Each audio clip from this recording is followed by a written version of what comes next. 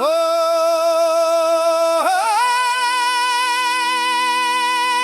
मांदर बाजे डोंगरी गूंजे आवव संगी झूमवरे।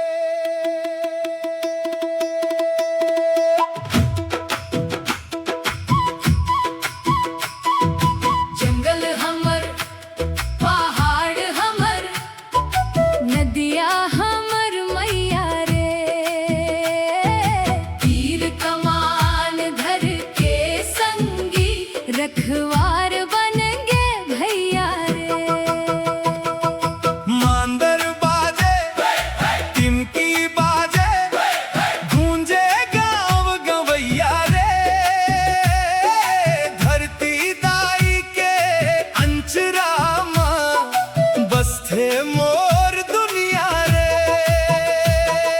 सिर में पगा मोर पंख सजाए, कलगी चमके भोर उजियाए।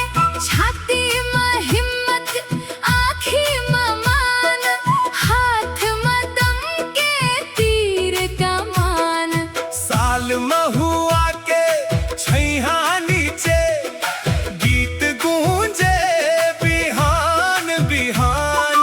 जंगल हमोर जन्म के मैया, पानी हमोर पहचान। जंगल हमर पहाड़ हमर नदिया हमर मैया रे,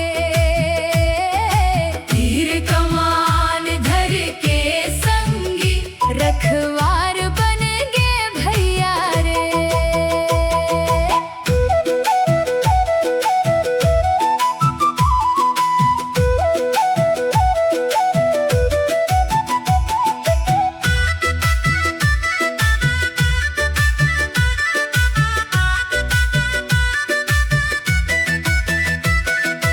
ऐंठी चमके हाथ के ऊपर चूड़ी बाजे छन छन रे।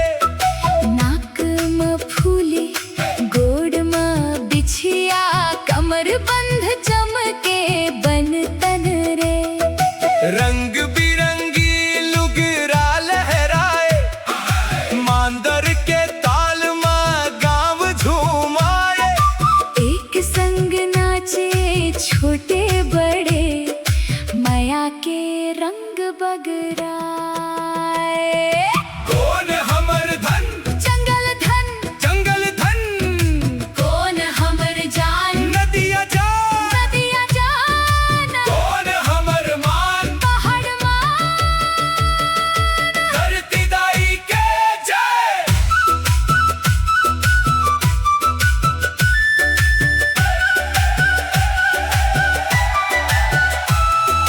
सूरज उगे डोंगरी पार, चिरई गावे मीठा तान।